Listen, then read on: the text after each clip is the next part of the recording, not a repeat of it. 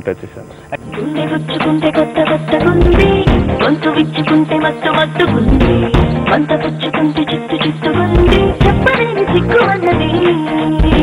వలస పట్టలాగా వచ్చి వెళ్ళకండి, గొలుసు కట్టులాగా కలిసి ఉండమండి, పచ్చబొట్టులాగా నన్నంటూ ఉండన్నది, కలరసాగులాగా కలిసి చేయమంది, అలనవాగులాగా అలిసి చూడమంది, పుట్టుమచ్చలాగా వెళ్ళంటూ ఉండన్నది.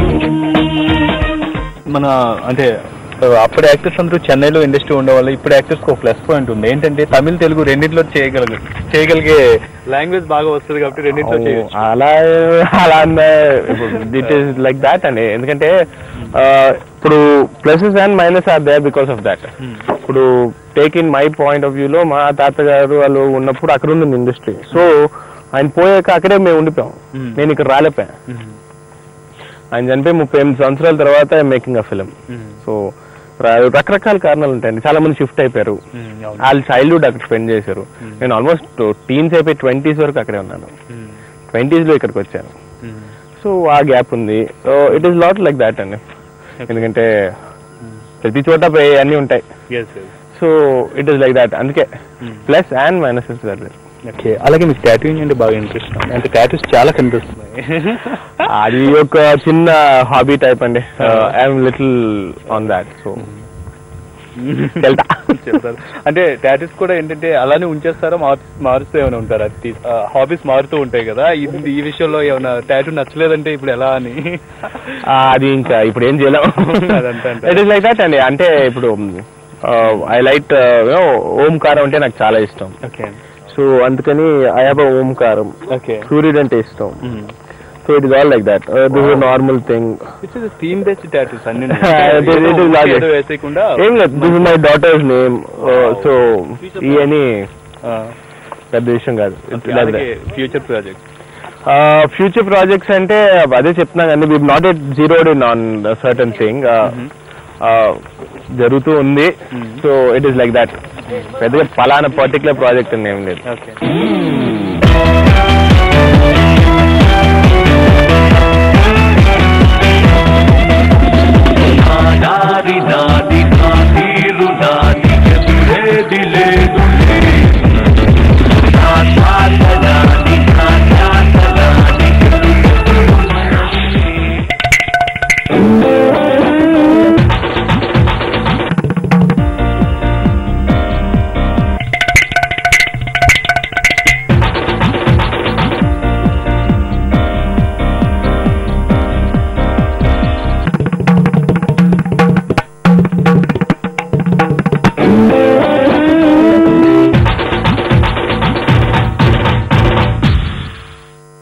Extra 100% filmy.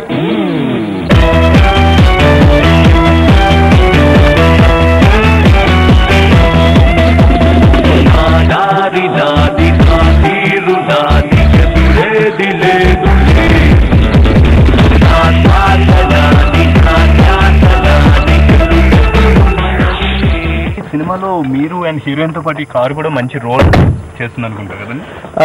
చాలా ఇంపార్టెంట్ పార్ట్ ఉంది ఫిలిం అండి కారు. బ్లాక్ కొంచెం ముందు నుంచి ఈ కారే మెయిన్ సెంటర్ పాయింట్ ఉంటుంది cinema. It is most important part అండి. మనం అన్ని ఇప్పుడు రిలీజ్ చేసేస్తే ఆడియన్స్ థియేటర్ లో థ్రిల్ ఉండదు. బట్ స్టిల్ ఇప్పుడు సినిమా ఎలా రిలీజ్ అయిపోయింది చాలా మందికి తెలుసు కాబట్టి సినిమాలో చాలా ఇంపార్టెంట్ పార్ట్ ప్లే చేస్తుంది. స్టోరీ ఈ కార్ మీద బేస్ అయి ఉంటుంది కాబట్టి it all goes wrong. Okay, అలాగే డైరెక్టర్ చరణ్ రెడ్డి గారు, ఆయన ఫస్ట్ స్టోరీ ఆయన తీసుకొచ్చారా లేకపోతే మన ప్రొడక్షన్ హౌస్ నుంచి ఒక స్టోరీ ప్రిపేర్ చేసి ఆయన డైరెక్టర్ గా సెలెక్ట్ చేసుకోవడం? One of our friends suggested Pradeep అని ఒక ఫ్రెండ్ అని పరిచయం చేశారు. Is writer for the film. అతను సీనియర్ కొడానండి అసోసియేట్ గా వర్క్ చేశారు ఈయన డైరెక్టర్ చరణ్ గారు. వాళ్ళిద్దరికి మంచి ర్యాప్ ఉండడం వల్ల మాకు కథ నచ్చి ఓకే వాళ్ళిద్దరు ర్యాప్ నచ్చి ఓకే ఇతను కథని ఆయన తీయగలరు. అతనికి కాన్ఫిడెన్స్ ఉంది, నాకు వాళ్ళు నరేట్ చేసిన స్టైల్లో కాన్ఫిడెన్స్ రావడం వల్ల we took him as the director. Okay, so ఎలా ఉంది వర్కింగ్ స్టైల్? ఆయన చాలా సింపుల్ మనిషి అండి, ఎక్కువ మాట్లాడు, చాలా సింపుల్ గా నీట్ గా హిస్ జస్ట్ కంప్లీట్ చేసి. అలాగే ఈ మూవీలో మీరు ఒక సాంగ్ లో ఓల్డ్ గెటప్స్ కూడా ట్రై చేశారు. అది చిన్న రెట్రో స్టైల్ అండి. డాన్స్ మాస్టర్ అన్నారు సరదాగా విల్ ట్రై సంథింగ్ డిఫరెంట్. ఎందుకంటే 3 లవ్ సాంగ్స్ కంటిన్యూస్ గా వస్తాయి కాబట్టి సేమ్ నార్మల్ ఇప్పుడు ప్రెసెంట్ గెటప్ వాడితే ఆడియన్స్ ఆ వేరియేషన్ ఉండదని he said will retro style. So అది చిన్న పోర్షన్ కే ఉంటుందండి, 1 minute అంత ఉంటుంది.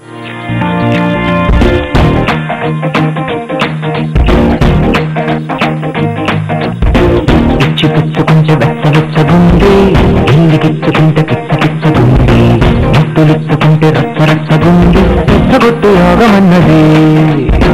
గుండె గుచ్చుకుంటే కొత్త కొత్తగుంది, గొంతు విచ్చుకుంటే మత్తు మత్తుగుంది, వంట పుచ్చుకుంటే చిత్తు చిత్తుగుంది, చెప్పలేని సిగ్గుమన్నది. అలాగే ఈ మూవీలో టోటల్ కమర్షియల్ ఆస్పెక్ట్స్ అన్ని ఉన్నాయండి, ఎస్పెషల్లీ ఐటమ్ సాంగ్. ఈ ఐటమ్ సాంగ్ బాగా చాలా మంది సాంగ్ గురించి పాడుకుంటూ ఉన్నారు యూత్ చాలా మంది. సో ఎలా ఈ ఐటమ్ సాంగ్ రాసింది ఎవరు, అసలు అమ్మాయిని ఎలా సెలెక్ట్ చేసుకున్నారు? అంటే అన్ని సాంగ్స్ రాసింది పోతుల రవికిరణ్ గారే. ఈ సాంగ్ అప్పుడు కూడా చాలా డిస్కషన్స్ జరిగినాయి, చాలా ట్యూన్స్ వచ్చినాయి. ఆ ట్యూన్స్ లో నాకెందుకు ఈ ట్యూనే నచ్చింది కాబట్టి ఈ ట్యూన్ అంటే ఈ ట్యూన్ కమర్షియల్ గా లేదు అని కొంతమంది అనడం జరిగింది. సరే ఫస్ట్ ఉన్న 2-3 ట్యూన్స్ కి లిరిక్స్ రాయమనం, ఆయన 3-4 సాంగ్స్ రాసి ఇవ్వడం.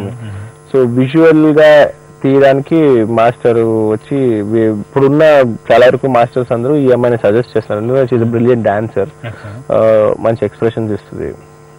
మనం దీన్ని అబ్రాడ్ లో షూట్ చేస్తున్నాం కాబట్టి ఆ ఇబ్బంది పడకూడదు, ఒక ఆల్రెడీ ఎస్టాబ్లిష్ డాన్సర్ ఉంటే మనకి ఈజీగా ఉంటుంది, బాగుంటది అనే ఒక దాంట్లో. ప్లస్ తను చేసిన సాంగ్స్ చూసాం, బాలకృష్ణ గారి పక్కన చేసింది, జూనియర్ ఎన్టీఆర్ పక్కన చేసింది, చాలా పెద్ద పెద్ద వాళ్ళతో చేసింది కాబట్టి it was easy selecting her. Song wise కి వెళ్తే ఈ ట్యూన్ ఓకే చేశాక ఆ లిరిక్స్ రావడం బూస్ట్ తాగే వయసులోనే ఎందుకో అది కనెక్ట్ అయింది. అంటే కొంచెం రొటీన్ మాస్ సాంగ్ లాగా ఉండకపోయినా it has its massy element. So we select that song.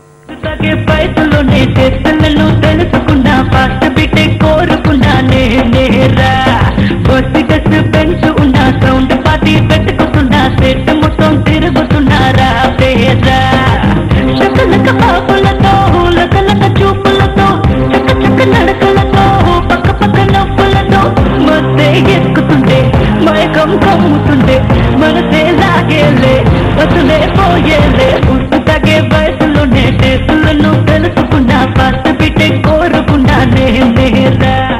అలాగే యూజువల్లీ ప్రతి ఆర్టిస్ట్ కి ఒక డ్రీమ్ ఉంటుందండి, డ్రీమ్ రోల్స్ అంటే ఇలాంటి రోల్స్ చేయాలి, అలాంటి రోల్స్ చేయాలి మనం అవి అనుకుంటూ ఉంటారు. సో మీకంటూ ఒక డ్రీమ్ రోల్స్ ఏమైనా ఉన్నాయా? డ్రీమ్ రోల్స్ అంటే తాతయ్య గారు చేసిన వేరియేషన్ ఆఫ్ క్యారెక్టర్స్ లో సామాన్లు అయింది ఏదో చూస్ చేసుకుని చేయాలనుకుంటాను. I don't want to be in shadow అని, because is a legendary actor. నాకు తెలిసి 100 ఏళ్ళకి ఒకసారి పుడతారు, మరి అలాంటి నటుడు పుడతారో పుట్టో మనకు తెలియదు. అలాంటి మహానటుడు చేసిన ఒక క్యారెక్టర్ని చూస్ చేసుకోవాలంటే నేను కంఫర్టబుల్ ప్లేస్ చేయగలను, బాగా కాన్ఫిడెంట్ ఉన్నది ఒక పాతాళ భైరవిలో మాంచి క్యారెక్టర్. అదైతే చిన్నప్పటి నుంచి అదే చేయాలని ఒక పట్టుదలతో దాన్ని ఎక్కువ చూడడం వల్ల maybe that is the point of వ్యూలో అది ఆలోచిస్తున్నాను. కానీ సరే చెప్తున్నా కానీ ఆయన చేసిన క్యారెక్టర్ అంటే we have to pick and choose, జాగ్రత్తగా ఉండాలి. ఎందుకంటే అలా ఉంటది. వేరియేషన్స్ అంటే నాకు తెలిసి ఇవాళ రోజు రోజుకి cinema is developing a lot. So routine గా ఉండదు, ఇంకా future is always little going to be different. So challenging plus interesting గా ఉంటది. సో అలాగే ఈ మూవీలో మీరు చూసుకుంటే చాలా ఐ మీన్ వేరియేషన్స్ కూడా చూపించారు, అంటే ఎక్స్ప్రెషన్స్ లో, అంటే బాధపడే సీన్స్ కానివ్వండి, కామెడీ అండ్ అమ్మాయిలు వెంటపడే సీన్స్, ఐ మీన్ ట్రై చేసే సీన్స్ ఇలాంటివన్నీ. సో ఆ ఎక్స్ప్రెషన్స్ అనేవి చేస్తున్నప్పుడు కొత్తగా మీరు ఏమైనా అబ్జర్వ్ చేశారో, నేను ఇలా కూడా చేయగలనా అని అనుకోలేదా అన్నట్టు? అలాగే అనుకోలేదు. సినిమా చేసినప్పుడు అన్ని రకాలకి ముందే ప్రిపేర్డ్ గా ఉన్నాం కాబట్టి. ప్లస్ ఇంకోటి ఏంటంటే always preoccupied with bile because producing the film.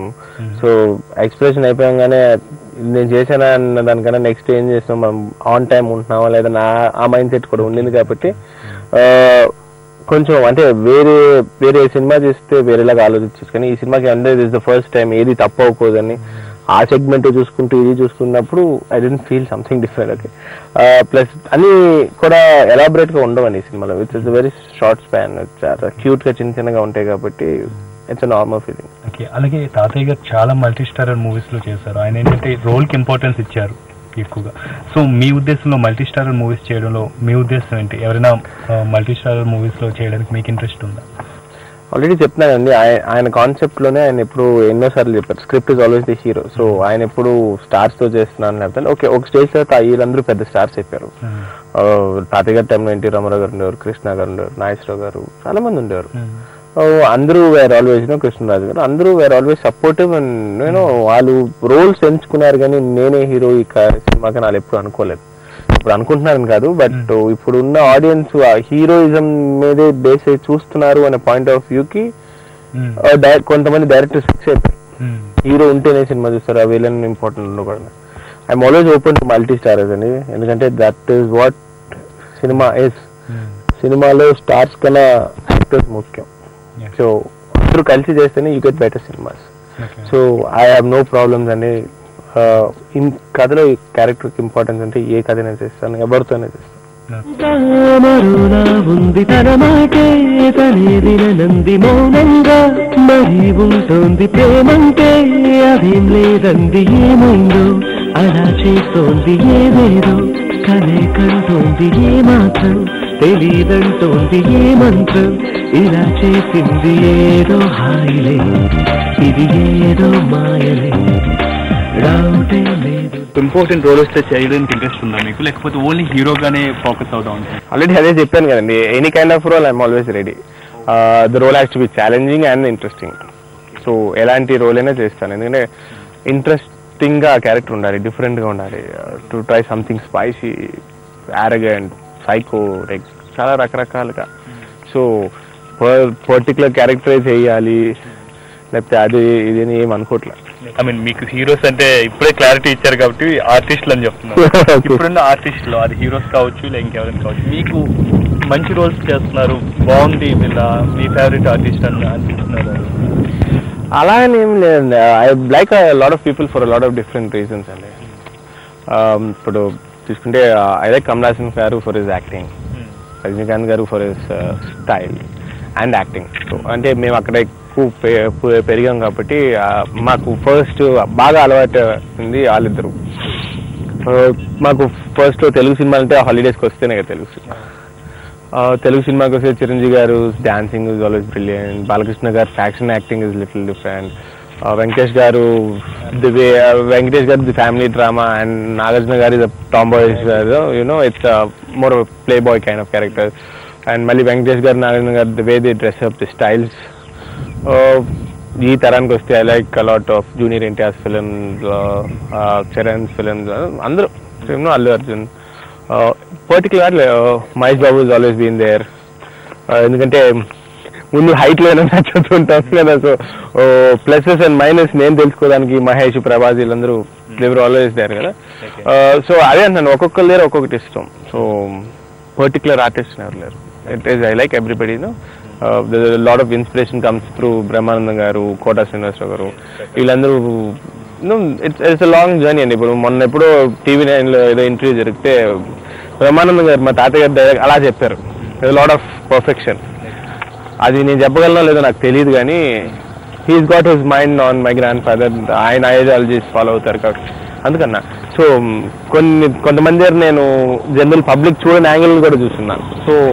So ఒక పర్టికులర్ ఆర్టిస్ట్ పర్టికులర్ ఇది ఏం లేదు. I like everybody.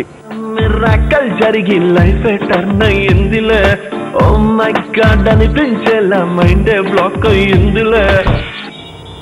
Begum Bazaar రోజు కొన్ని వందల కోట్ల డబ్బు ఇక్కడ చేతులు మారుతూ ఉంటుంది. సిటీలో ఎలాంటి దొంగ అయినా ఇక్కడ దొంగతనం చేయకుండా ఉంటుంది.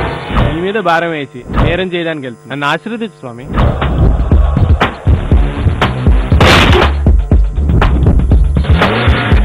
దొంగల గురించి పూర్తి ఇన్ఫర్మేషన్ తెల్లారేలోగా నాకు కావాలి.